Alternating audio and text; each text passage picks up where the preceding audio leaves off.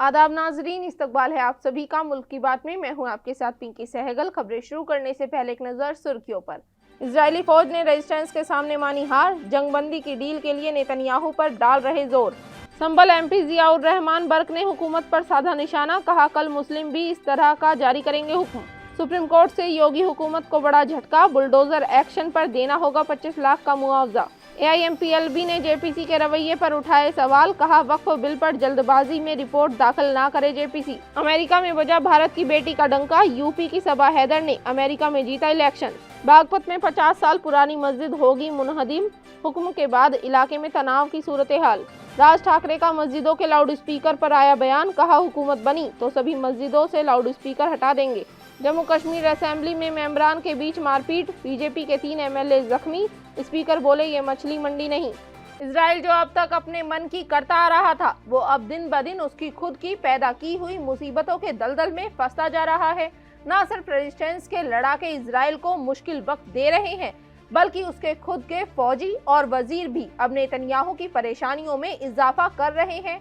Resistance के लड़ाकों की ताकत और कुव्वत के सामने इजरायली फौज ने हार मानते हुए घुटने टेक दिए हैं, जिससे नेतन्याहू की मुश्किलें और बढ़ गई हैं। इजरायली फौज जो 13 महीनों से मासूमों का खून करके और रेजिस्टेंस के लड़ाकों का सामना करते करते थक गई है, उसने बिलाखिर अपनी हार तस्लीम कर ली है और अब वो नेतन्याहू पर इस जंग को रोकने और खत्म करने के लिए जोर डाल रही है।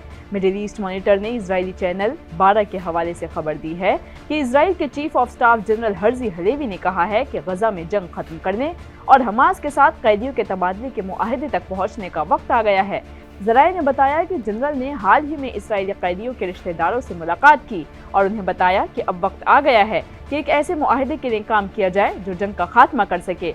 उन्होंने अहले खाना को यकीन दिलाया कि उन्हें हमास के साथ कैदियों के तबादले के मुआहदे के जरिए तनाज़े को खत्म करने पर कोई तशवीश नहीं है। न्यूज़ वेबसाइट अल मयादीन के मुताबिक इजरायली फौज के chief of staff Herzi Halevi और सिक्योरिटी के वजीर योव गैलेंट इजरायली वजीर आज़म बेंजामिन नेतन्याहू पर जंगबंदी के मुआहदे को हतमी शक्ल देने के लिए दबाव बढ़ा रहे हैं। द जेरूसलम पोस्ट के मुताबिक इजरायली कब्जे वाली फौज गजा और लेबनान में जंगबंदी के करीब जाने की कोशिश कर रही है, क्योंकि उनका ख्याल है कि बढ़ती हुई हलाकतों पर बढ़ती हुई मायूसी के दरमियान सिर्फ महदूद फौजी फायदा हासिल कर सकते हैं, क्योंकि तमाम महाजों पर इजरायली अफवाज को मज़ाहमत का सामना करना पड़ रहा है। हालांकि इस रिपोर्ट के सामने आने से पहले ही नेतन्याहू ने सिक्योरिटी मिनिस्टर योव गैलेंट को बर्खास्त कर दिया और उसका रीजन ये दिया कि उनके बीच अब ट्रस्ट नहीं रहा है।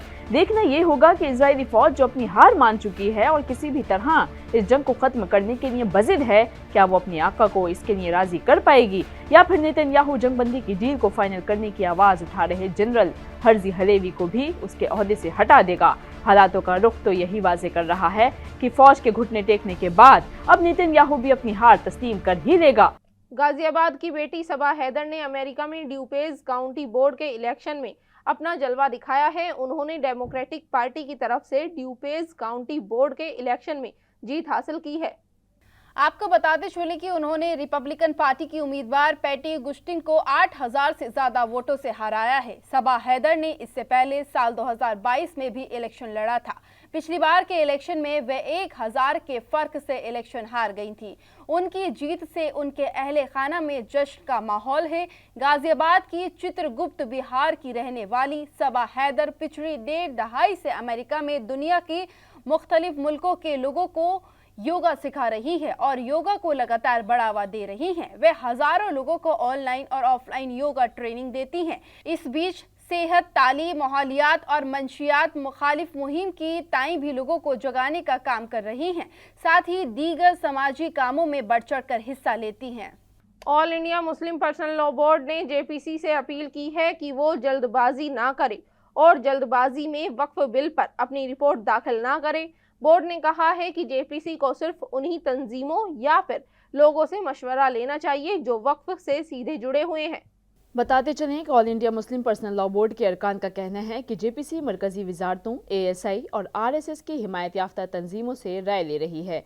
उन्होंने ये भी कहा कि JPC ने कई ऐसी तंजीमों और इदारों को मदऊ किया है जिनका समाज में कोई वजूद नहीं है। डॉक्टर SQR इलियास ने दावा किया है कि वक्फ बिल की तहकीकात में JPC के कवानीन की खिलाफ वर्जी की गई है, कायम शुदा मुस्लिम तंजीमों को पेश करने के मौक़ों से महरूम करना है।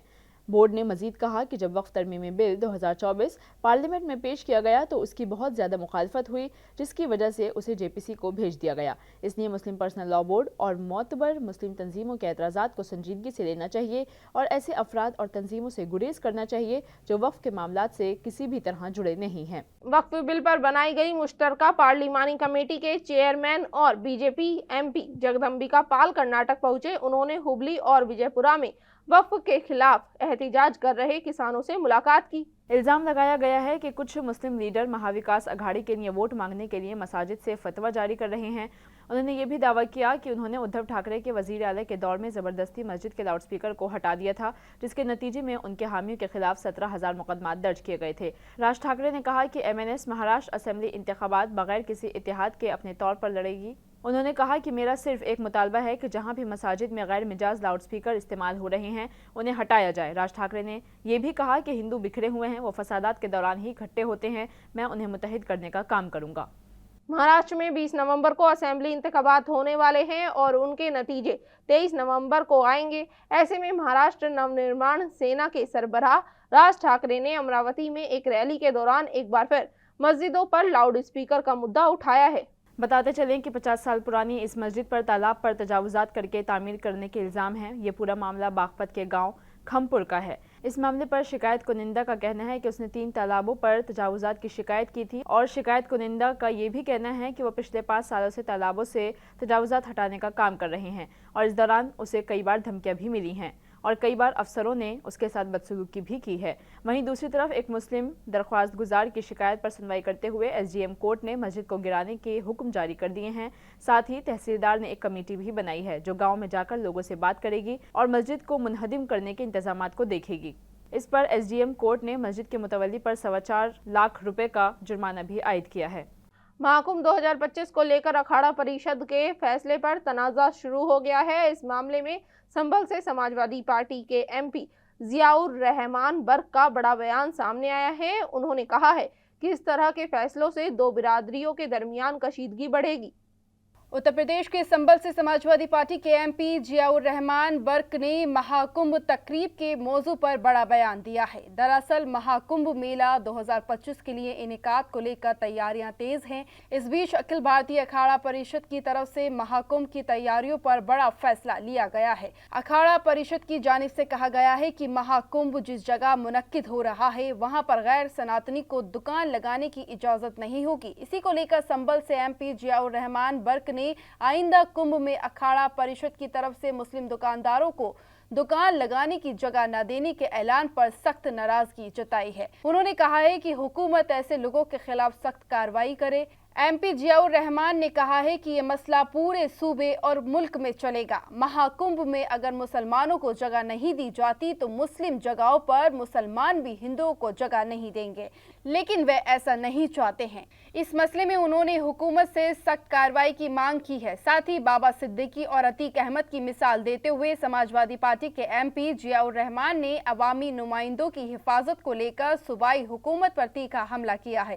انہوں نے کہا ہے کہ اگر MLA MPs اور وزراء ہی محفوظ نہیں ہیں تو عام عوام کا کیا حال ہوگا۔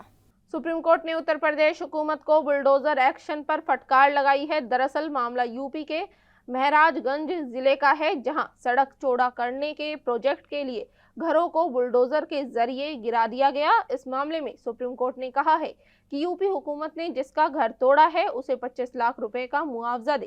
CJI DY چندرچوڑ نے کہا کہ آپ کہتے ہیں کہ وہ 3.7 اسکوائر میٹرز کا تجاوزات تھا، ہم اسے سن رہے ہیں لیکن کوئی سرٹیفکیٹ نہیں دے رہے ہیں، پر کیا آپ اس طرح لوگوں کے گھروں کو توڑنا شروع کر سکتے ہیں؟ یہ غلط ہے، کسی کے گھر میں گھسنا انتہائی افسوسناک ہے اور غلط ہے۔ CJI DY چندرچوڑ نے آگے کہا کہ یہ پوری طرح سے منمانی ہے، صحیح پروسیس پر عمل نہیں کیا گیا ہے۔ ہمارے پاس حلف نامہ ہے جس میں کہا گیا ہے کہ کوئی نوٹس جاری نہیں کیا گیا تھا، آپ صرف سائٹ پر گئے تھے اور لوگوں کو معلومات دی تھی۔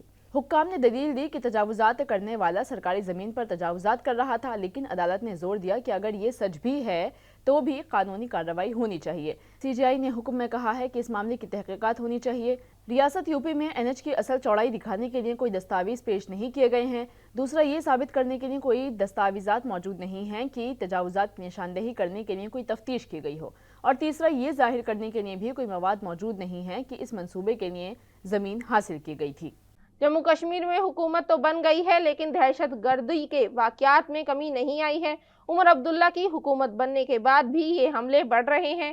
اسی سب کے بیچ یاسین ملک کی بیوی نے کہا ہے کہ اگر جموں میں دہشت گردی کو روکنا ہے تو ان کے شوہر یاسین ملک کو آزاد کرو۔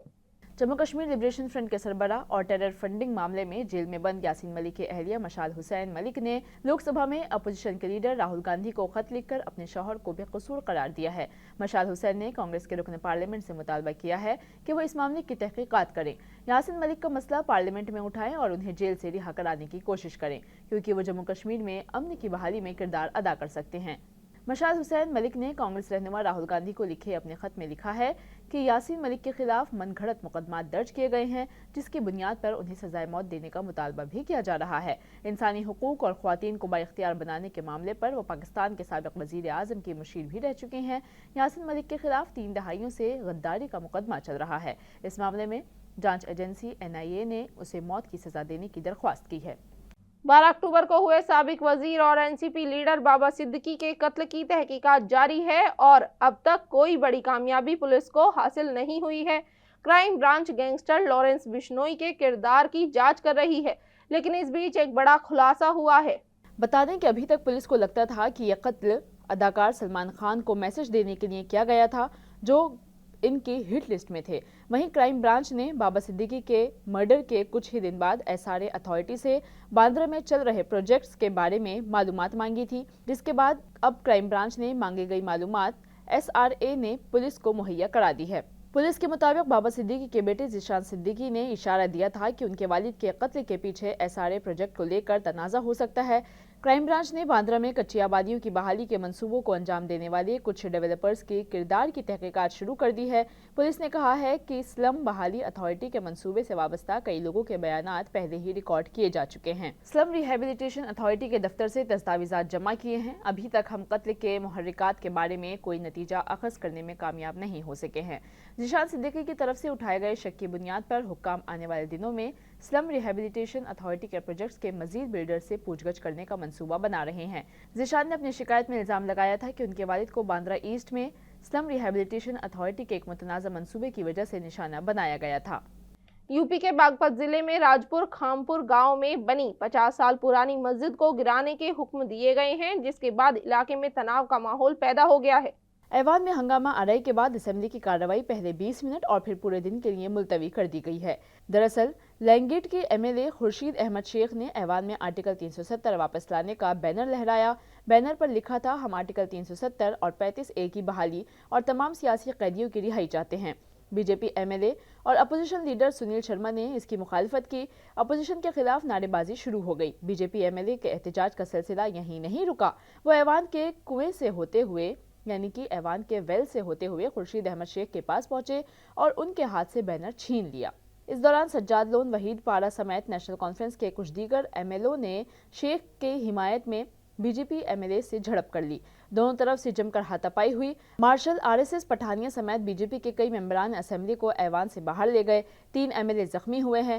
حالانکہ اس کے بعد بھی BJP کے MLA خصوصی درجے کی تجویز کو واپس لینے کے نعرے لگاتے رہے۔ اس پر اسپیکر نے کہا کہ اسمبلی ہے، مچھلی منڈی نہیں۔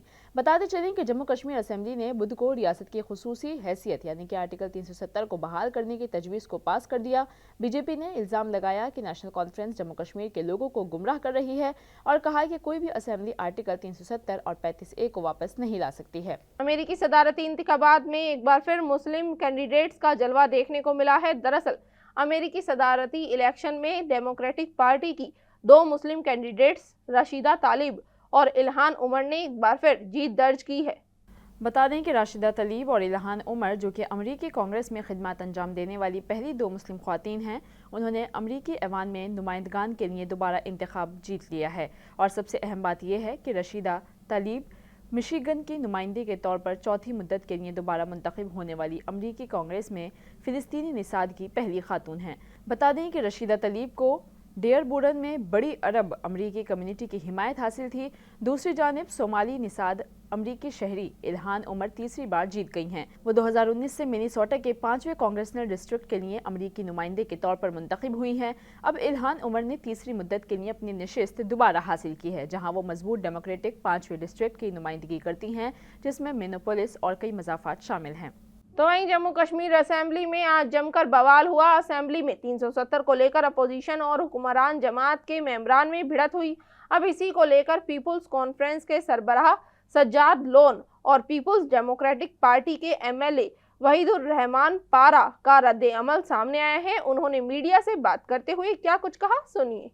बताते चलें कि इस मीटिंग में दिल्ली इंचार्ज शाहनवाज शेख और दिल्ली के चेयरमैन वाहिद कुरैशी और अनिल भारद्वाज समेत कई लोग मौजूद रहे।